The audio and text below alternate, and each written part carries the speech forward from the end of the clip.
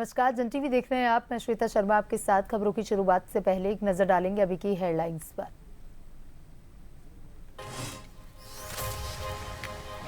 अल्पसंख्यक छात्रवृत्ति घोटाला मामले में राज्य सरकार गंभीर, सीएम धामी ने दिए एसआईटी जांच के आदेश। संदेह के घेरे में 92 संस्थाएं।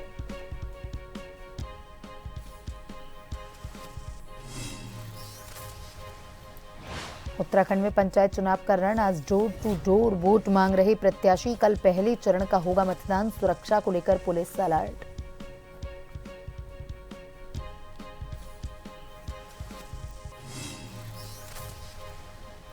देवभूमि में महिलाओं के खिलाफ बढ़ रहा अपराध। कांग्रेस ने लगाया आरोप। पार्टी ने राज्यपाल को सौंपा ज्ञापन। हिंसक घटनाओं पर रोक लगाने की मांग।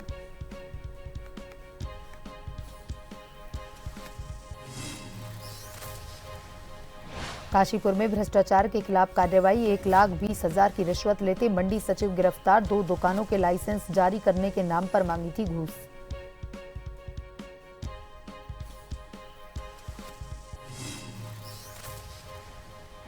सावन की शिवरात्रि आज। उत्तराखंड के शिवालय में उमड़ी श्रद्धालुओं की भीड़। कड़ी सुरक्षा के बीच कर रहे जलाभिषेक। सीएम पुष्कर सिंह धामी ने दी शुभकामनाएं।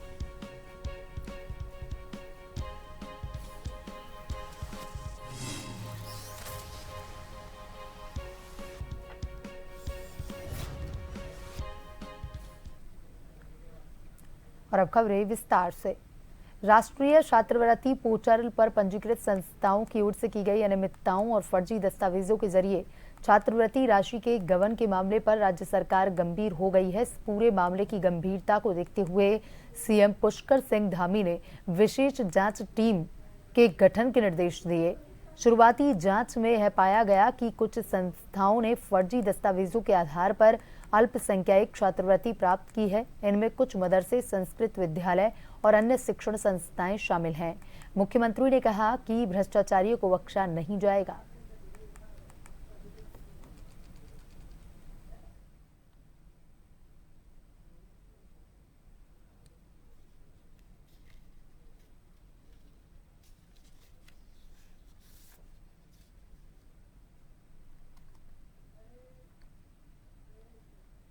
मुख्यमंत्री पुष्कर सिंह धामी ने सचिवालय में लोक निर्माण विभाग की समीक्षा बैठक ली। इस दौरान मुख्यमंत्री ने अधिकारियों को निर्देश दिए कि रिस्पना और विनदाल नदी पर 4 लेन एलिवेटेड रोड निर्माण परियोजना की सभी प्रक्रियाओं में तेजी लाई जाए। आशा रोड़ी से मोहकमपुर तक देहरादून रिंग रोड बाईपास और यूटिलिटी डक्ट पॉलिसी पर भी तेजी से कार्य किया जाए। मुख्यमंत्री ने कहा कि सड़क निर्माण कार्य में नवीन तकनीक का उपयोग किया जाए। जिन पुलों की स्थिति खराब हो रही है उनके पुनः निर्माण और मरम्मत के कार्य प्राथमिकता के आधार पर किए जाएं। मुख्यमंत्री ने निर्देश दिए कि भूस्खलन प्रभावित क्षेत्रों में सुरक्षित और टिकाऊ सड़कों के निर्माण के लिए जियो सिंथेटिक रिटेनिंग वॉल जैसी तकनीक का उपयोग किया जाए। सड़कों को गड्ढा मुक्त करने का अभियान लगातार चलाया जाए।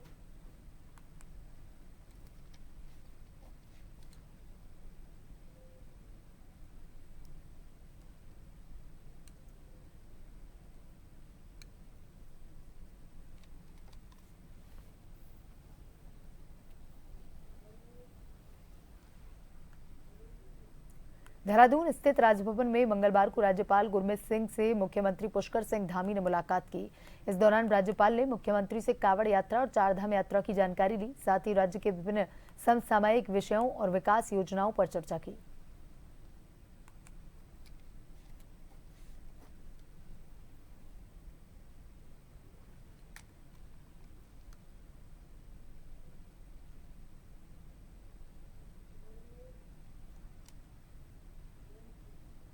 उत्तराखंड महिला कांग्रेस की अध्यक्ष ज्योति रौतेला के नेतृत्व में महिला कांग्रेस की पदाधिकारियों के 5 सदस्यीय प्रतिनिधिमंडल ने राजभवन में राज्यपाल से मुलाकात की। इस दौरान ज्योति रौतेला की तरफ से राज्यपाल को एक ज्ञापन भी दिया गया। ज्ञापन के जरिए प्रदेश में बढ़ते महिला अपराधों से संबंधित विभिन्न मामलों को उठाया। महिला कांग्रेस ने राज्यपाल से मुलाकात करते हुए प्रदेश में महिलाओं के खिलाफ हो रही हिंसक घटनाओं पर रोक लगाने की मांग की।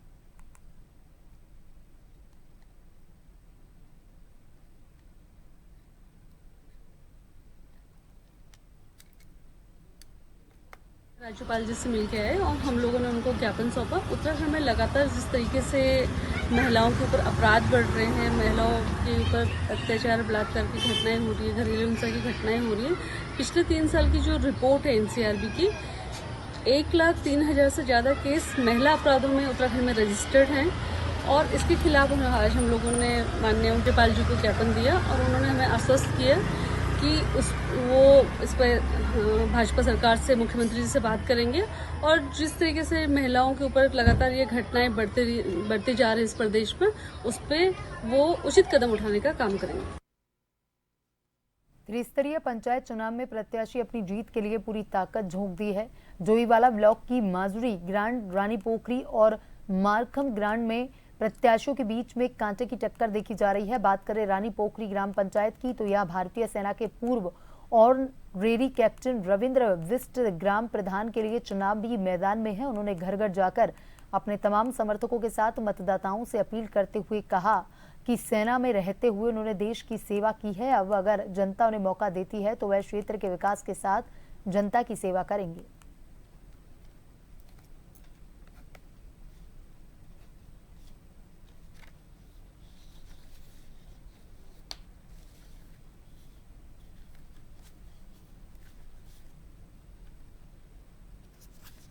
मेरा मुद्दा ये है, पारदर्शिता का सबसे पहले मुद्दा है। सब बोलते हैं पारदर्शिता पारदर्शिता अच्छी चीज़ है, लिखने में भी अच्छा लगता है, लेकिन ग्राउंड पे अच्छा नहीं लगता। ग्राउंड पे अच्छा लगने का मतलब पारदर्शिता में हर 6 माह में पूरे ग्राम वासियों में अनाउंसमेंट करके पंचायती घर पे बुलाऊंगा उनको और बताऊंगा कि आपका बजट कितना आया, चाहे वो लाखों में हो चाहे करोड़ों में है। वो जनता का बजट है, न कि प्रधान का बजट है। प्रधान मैं नहीं बनूंगा, प्रधान जनता बनेगी। मुद्दे बहुत हैं यहाँ, जैसे सबसे पहले किसानों का मुद्दा ले लो, सिंचाई से संबंधित ले लो। पहले जब हमारी ओपन नहर हुआ करती तो शनिवार को घमंडपुर तक बाढ़ हुआ करता था और घमंडपुर पानी जाता था। उत्तराखंड पंचायत चुनाव के प्रथम चरण के लिए प्रचार का शोर थम चुका है। प्रचार के आखिरी दिन उम्मीदवारों ने प्रचार में ताकत झोंक दी।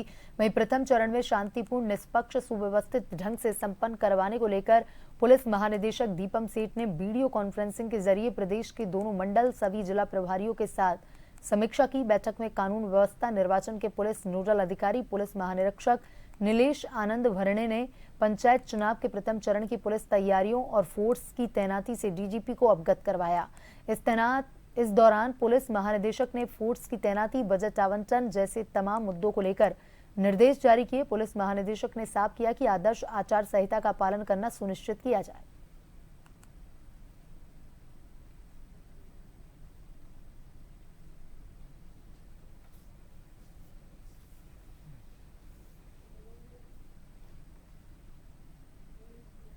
नैनीताल हाईकोर्ट ने डिग्री कॉलेज की प्राध्यापकों को चुनाव ड्यूटी से राहत नहीं दी है। राज्य निर्वाचन आयोग ने डिग्री कॉलेज की प्राध्यापकों को ड्यूटी पंचायत चुनाव में पीठासीन अधिकारी के रूप में लगाया है। इसके खिलाफ दायर याचिका पर हाईकोर्ट में सुनवाई हुई। हाईकोर्ट ने याचिका को निस्तारित करते हुए कहा कि जिनकी ड्यूटी लगाई गई है उन्हें ड्यूटी करनी ही होगी।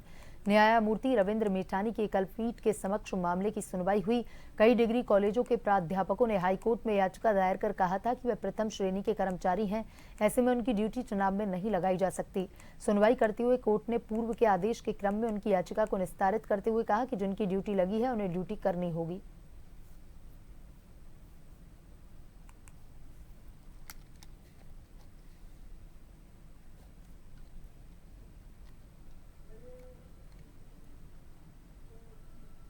काशीपुर में मंडी समिति में भ्रष्टाचार का चौंकाने वाला मामला सामने आया है, जिसके तहत मंडी सचिव को रिश्वत की शिकायत मिलने के बाद हल्द्वानी से आई विजिलेंस टीम ने 2 फाइलों के लिए लाखों रुपए की रिश्वत लेते हुए रंगे हाथों गिरफ्तार किया। रिश्वत की यह मांग मंडी सचिव ने लाइसेंस जारी करने के नाम पर ली। बता दें, मुरादाबाद रोड स्थित नवीन अनाज मंडी में सचिव पद पर तैनात पूरन सिंह सैनी के पास मंडी में लाइसेंस के लिए शिकायत और शकील अहमद ने आवेदन किया था, जिसके लिए मंडी सचिव ने 2 फाइलों के 1,20,000 रुपए की मांग की थी। शिकायत मिलने के बाद विजिलेंस की टीम ने सचिव को रिश्वत लेते हुए रंगे हाथों गिरफ्तार किया।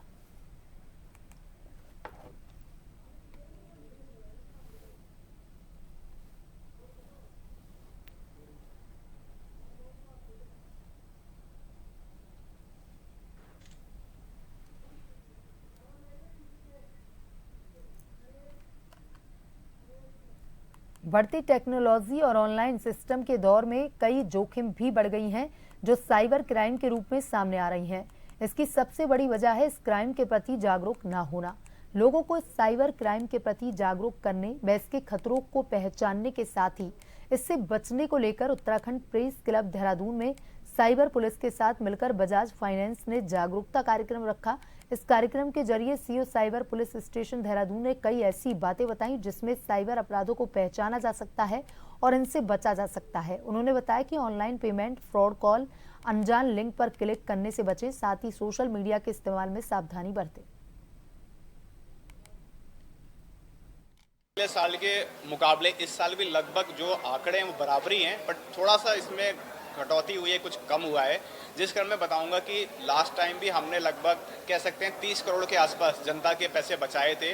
और जो मनी रिकवरी जो प्रोसीजर है, मुझे लगता है कि जो हम प्रतिशत देखेंगे लगभग 15 से 20% ही रहता है, क्योंकि अमूमन साइबर अपराधी जो हैं वो ऑलरेडी प्रिपेयर रहते हैं और वो पैसे को विड्रॉ कर लेते हैं। तो 15 से 20% हमारा पैसा रिकवर होता है और हमने लगभग 30 करोड़ रुपए पिछले साल उत्तराखंड के नागरिकों को बचाए थे। इस साल भी हमारा जो मनी जो सेविंग प्रोसीजर है उसमें हम लोग 10 करोड़ क्रॉस कर चुके हैं, परंतु रिपोर्टिंग काफ़ी ज़्यादा हो रही है। जिसमें अभी मैं बात करूंगा कुछ, अगर प्रमुख साइबर क्राइम की बात करूंगा कि डिजिटल अरेस्ट पिछले साल भी एक बहुत बड़ी चुनौती थी और इस साल भी कई मामले देख रहे हैं। वहीं काशीपुर में मंडी समिति में भ्रष्टाचार का चौंकाने वाला मामला सामने आया है, जिसके तहत मंडी सचिव को रिश्वत की शिकायत मिलने के बाद हल्द्वानी से आई विजिलेंस टीम ने 2 फाइलों के लिए लाखों रुपए की रिश्वत लेते हुए रंगे हाथों गिरफ्तार किया। रिश्वत की यह मांग मंडी सचिव ने लाइसेंस जारी करने के नाम पर ली थी। बता दें, मुरादाबाद रोड स्थित नवीन अनाज मंडी में सचिव पद पर तैनात पूरन सिंह सैनी के पास मंडी में लाइसेंस के लिए शिकायत और शकील अहमद ने आवेदन किया था। और इसी खबर पर ज्यादा जानकारी के साथ हमारे संवाददाता सुनील शर्मा फोन लाइन पर जुड़ चुके हैं। सुनील, मंडी समिति में भ्रष्टाचार का चौंकाने वाला मामला सामने आया है, जहां पर मंडी सचिव को रिश्वत लेते हुए गिरफ्तार किया गया है। क्या कुछ अपडेट है? जी, मैं आपको बता दूं कि जो दक्षिण विजयनगर काशीपुर का जो मुरादाबाद रोड पर मंडी समिति है, वहां पर एक प्रभारी सचिव सिंह को भी जो है जो कि प्रभार दिया गया था।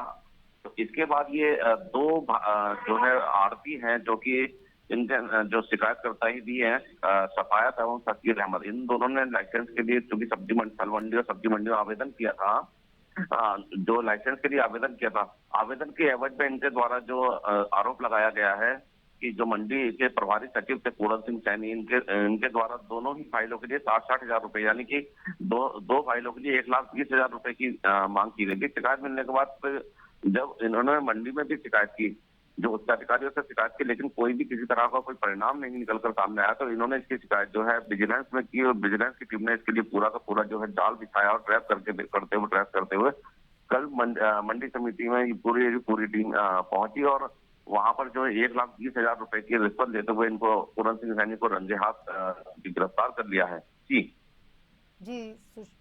जी सुशील, तमाम जानकारी के लिए धन्यवाद।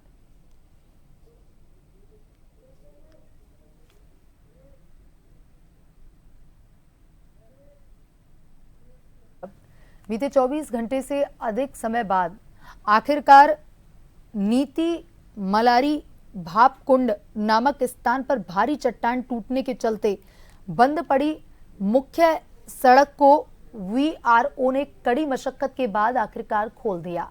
बता दें, आजकल पहाड़ों पर बारिश हो रही है, जिसका सीधा असर कहीं ना कहीं राष्ट्रीय राजमार्ग पर भी दिखाई दे रहा है।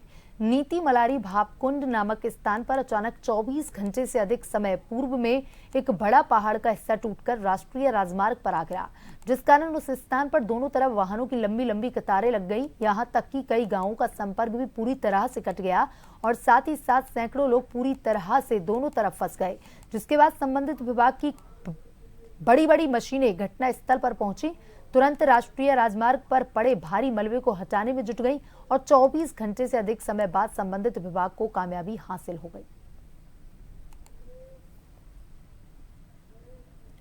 आज सावन का शिवरात्रि है। भगवान भोलेनाथ के भक्तों के लिए ये दिन काफी महत्व रखता है।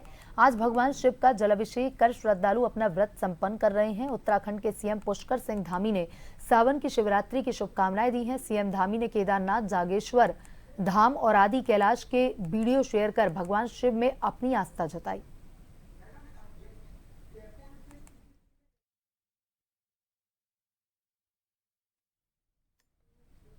और वहीं जयपुर स्थित पीसीसी में अशोक गहलोत मीडिया से रूबरू हो रहे हैं, क्या कुछ कह रहे हैं सुनिए। मदन साहब का तो रेवेन्यू मिनिस्टर नहीं रहा, पीएचडी मिनिस्टर में रहे, जहाँ जहाँ वो रहे विभाग में अमृत छाप छोड़ी, पार्लियामेंट के असेंबली के अंदर भी असेंबली के बाहर भी। उनके रेवेन्यू मिनिस्टर रहते हुए हाउस के अंदर अलग माहौल हुआ करता था, उनके टिप पे थे तमाम रेवेन्यू के क्या कार्य कानून है, क्या नियम है, कानून क्या कहता है, तो एक अलग तरह की पर्सनलिटी थे, अलग तरह की पर्सनलिटी। और हम तो जोधपुर से हैं, जोधपुर से थे, इतना आप समझ सकते हो, हमें तो बहुत कुछ सीखने को मिला। ये खुशी है कि वो अपनी जिंदगी में जीवन भर जो है सेवा करते गए, पार्टी के भी और किसानों की भी। इसलिए आज जब हम लोग यहाँ आए हैं तो देखिए आप कितने लोग यहाँ पर आए हैं। इस बात का प्रतीक है कि उनके प्रति आज भी आस्था है,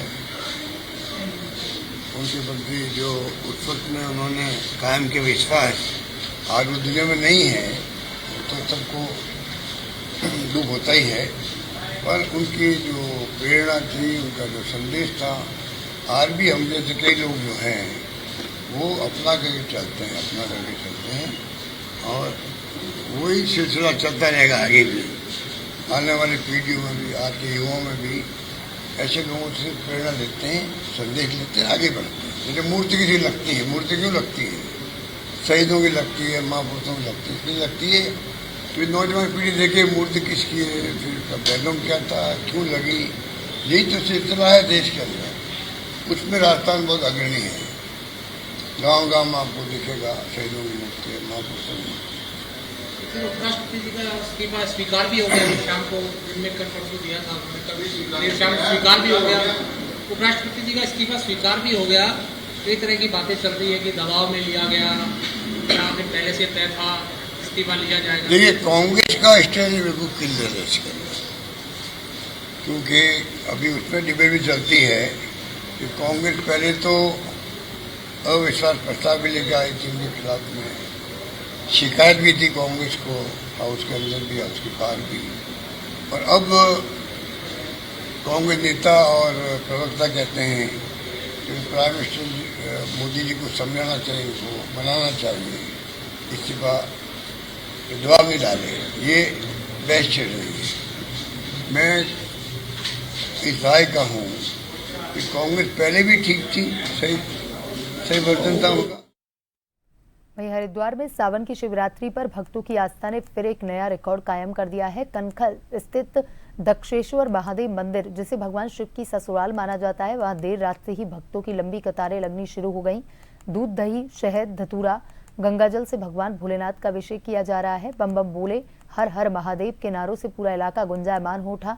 बड़े बुजुर्गों से लेकर महिला, बच्चे तक हर कोई इस पावन अवसर पर भोलेनाथ को जल अर्पित कर अपनी मनोकामनाएं पूर्ण करने की कामना कर रहा है। इस विशेष अवसर पर पुलिस प्रशासन ने सुरक्षा के पुख्ता इंतजाम किए हैं।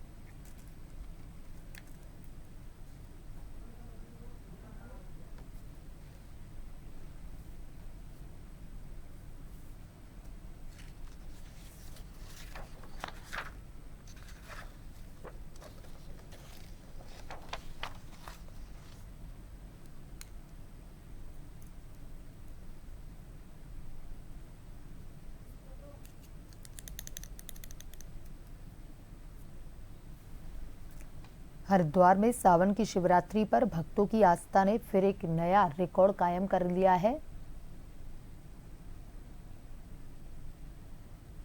कनखल स्थित दक्षेश्वर महादेव मंदिर, जिसे भगवान शिव की ससुराल भी कहा जाता है, यहां देर रात से लंबी लंबी कतारें लगी हुई हैं। भक्त बड़ी संख्या में यहां पर पहुंच रहे हैं।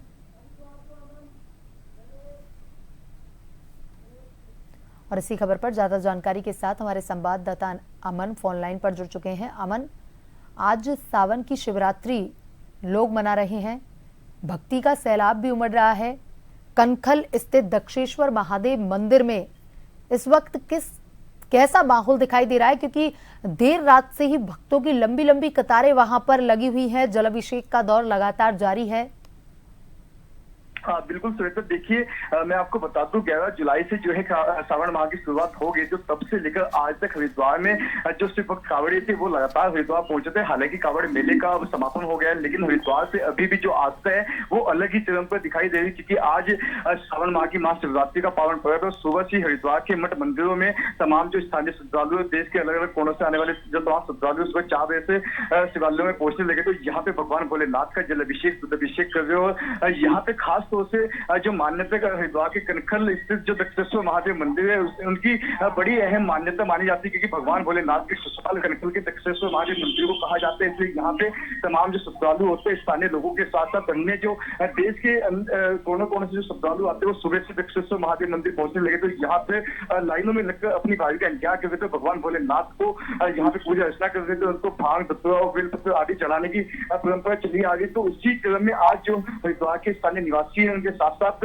तमाम जो श्रद्धालु थे वो मंदिरों में पहुंचकर यहाँ पे भगवान भोलेनाथ को जल अभिषेक कर रहे हो। साथ ही साथ यहाँ पे अगर प्रशासन की बात करी जाए तो यहाँ पे भारी संख्या में मंदिर के आसपास और तमाम जो अन्य शिवालय उनके आसपास यहाँ पे भारी संख्या में पुलिस बल को तैनात किया गया था, क्योंकि कांवड़ मेला समाप्त जरूर हो गया है, लेकिन अभी भी हरिद्वार में जो आस्था का एक सैलाब है वो दिखाई दे रहे। तमाम हरिद्वार के जो मठ मंदिर है उनको एक दिन पहले से यहाँ पे लाइटों से सजा दिया गया। तो तमाम मंदिरों के अंदर आज एक चमक देखी जा रही है। यहाँ पे सुबह 4 बजे से लेकर अभी तक तमाम जो श्रद्धालु मंदिर प्रांगण में यहाँ पे दर्शन करते दिखाई दे रहे, मंदिर में दर्शन करते हुए दिखाई दे रहे। भगवान भोलेनाथ को यहाँ पे लगातार उनकी पूजा पाठ की जा रही। तमाम स्थितियों को कंट्रोल में रखने के लिए हरिद्वार के जो एसएसपी और डीएम है वो तमाम मंदिरों का उन्होंने निरीक्षण किया था। सभी मेला क्षेत्र जो खास मंदिर वहाँ पे सीसीटीवी कैमरे लगाए गए और निगरानी रखी जा रही है। किसी के साथ में अनहोनी न हो जाए। जो देर दूर से जो श्रद्धालु की पौड़ी से गंगा जल लेने के लिए पहुंचे वहाँ, इसलिए तमाम जो ऐसे घाट पे जहाँ पे गंगा का भाव तेज होता है वहाँ पे जल पुलिस को तैनात किया गया था। साथ ही साथ यहाँ पे एसडीआरएफ की जो टीमें थी वो भी कांवड़ मेले में तैनात की गई थी, क्योंकि कई मामले ऐसे निकल के सामने आते थे कि जब यहाँ पे कांवड़ियों की डूबने से मौत हो जाती थी। लेकिन इस बार की अच्छी खबर ये हुई कि यहाँ पे किसी भी कांवड़ियों की डूबने से मौत नहीं हुई, क्योंकि तमाम घाटों पे जल पुलिस और जो पीएससी के जवान थे वो यहाँ पे तैनात किए गए थे, एसडीआरएफ के जवान यहाँ पे तैनात किए गए थे। इसलिए यदि कोई डूबने की घटना सामने आती थी तो तुरंत जवान उसका रेस्क्यू यहाँ पे कर लिया करते थे। यानी कहा जा सकता है कि कांवड़ मेला समाप्त हो गया, लेकिन महाशिवरात्रि पर एक अलग ही आस्था का सैलाब देखा जा रहा है। जी सुरेता। जी अमन, तमाम जानकारी के लिए धन्यवाद।